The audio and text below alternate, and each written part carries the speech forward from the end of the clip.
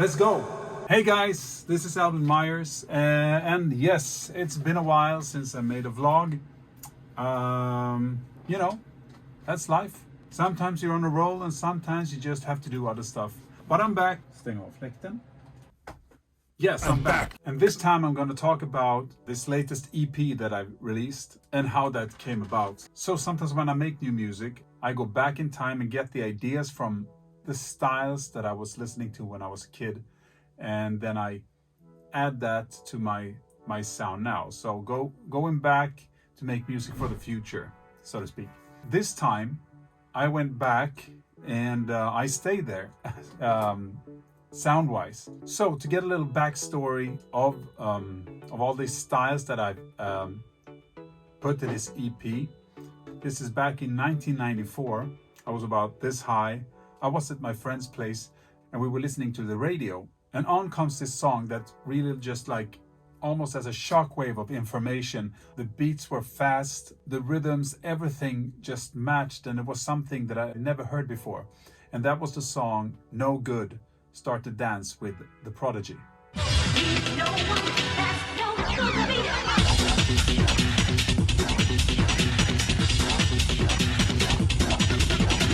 And I remember just stopping and asking my friend if he knew what it was. And maybe it was him or his older brother that told me that it was the Prodigy, No Good. And I was like, okay, I need to listen to more of this. So I got their second album, Music for the Jilted Generation. Started listening to that, you know, over and over and over. And then I found out that they had made another record, their first album, Experience. So I bought that and just listened to that. So these were the two albums that I was just listening to.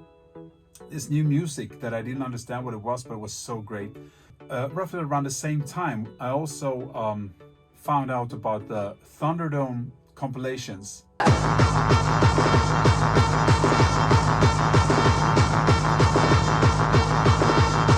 Which came from Holland, I think, with this even faster sound, with a really aggressive kick, with a lot of distortion, just like, you know, really energetic music. And also jungle from the UK.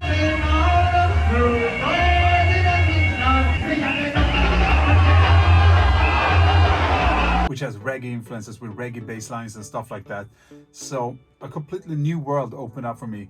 And this is before I found out about house music with Daft Punk and stuff like that. So imagine a world where there's no internet. You get your music from listening to the radio, or you might go to a record store and you can listen to the CDs or the vinyls over there, or watching MTV. So getting hold of new music in this style, being 12, 13 years old, I didn't really know where to begin. But luckily, I have an older brother and he worked at a record company called Polygram Records. So through him, I got a hold of a lot of new electronic dance music.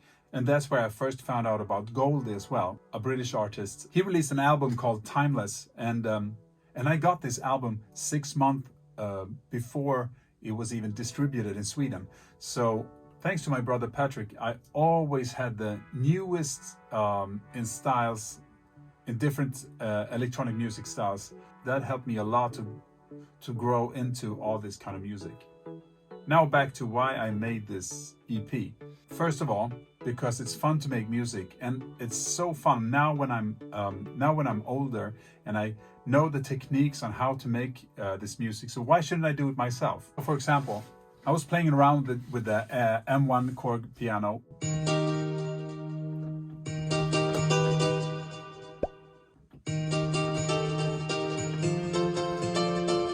Yeah, so you know, starting playing around with that and like, okay, this sounds like an old school kind of UK hardcore rave vibey thing.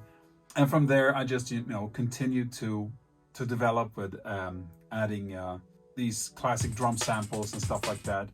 And then I just kept going, like, okay, now I'm gonna make a hardcore Gabber track. And then I did that, and then like, okay, now I'm gonna make a classic jungle track, and so on. So all of a sudden I had a bunch of songs, and I felt like I'm gonna take all these tracks and I'm gonna put them into an EP. And since the sounds are from different genres, even though they are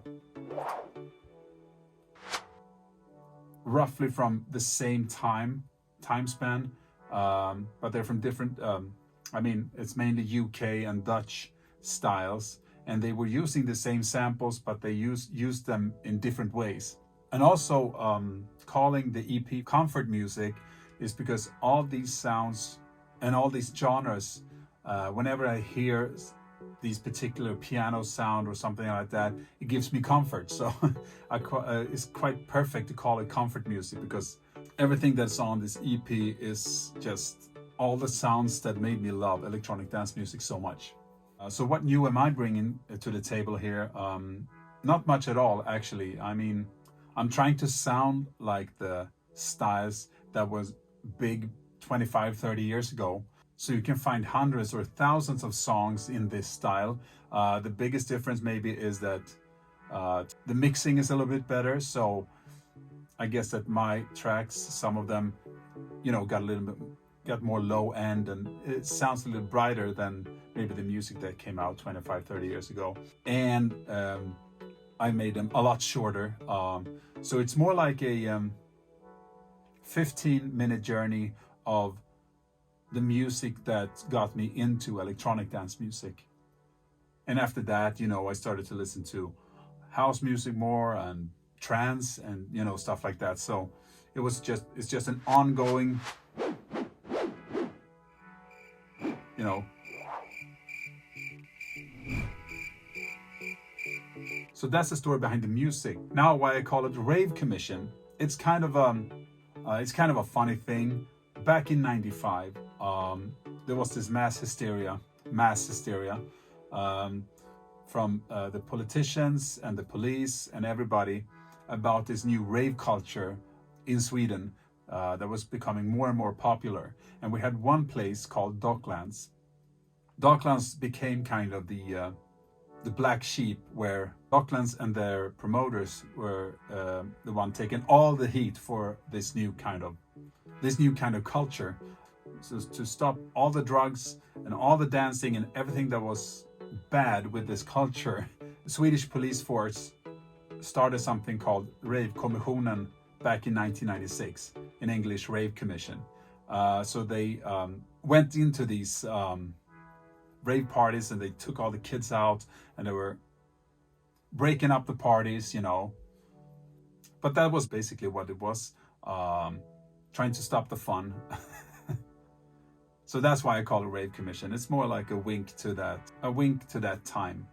In '95, I was too young. I didn't know what rave was. I just knew about the music. I had no idea what these things were, because I was too young to get to these places. Docklands opened in '92 and closed in 2002, I think. So between 2000 and 2002, I had a few moments. That was kind of the end of the rave era, like the last breath of that time. And luckily I got the opportunity to go there a couple of times and dance for 8-9 hours straight. Good times indeed. I might actually have seen Tiesto play there in 2001, or I think. Thijs, do you remember if you ever played Docklands in 2001? Let me know.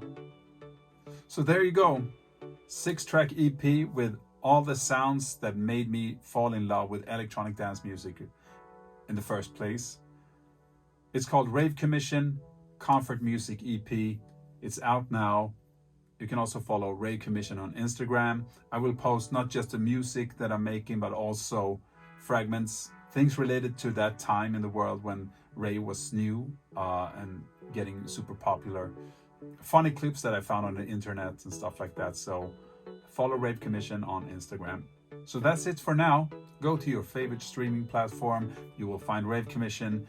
It's also under my name, Albin Myers. So you can either tap in Rave Commission or Albin Myers, and you will find the Comfort Music EP there. So for your old rave heads, I hope you enjoy this. And for the new rave heads, hope you enjoy the music as well. And I see you next time. Bye.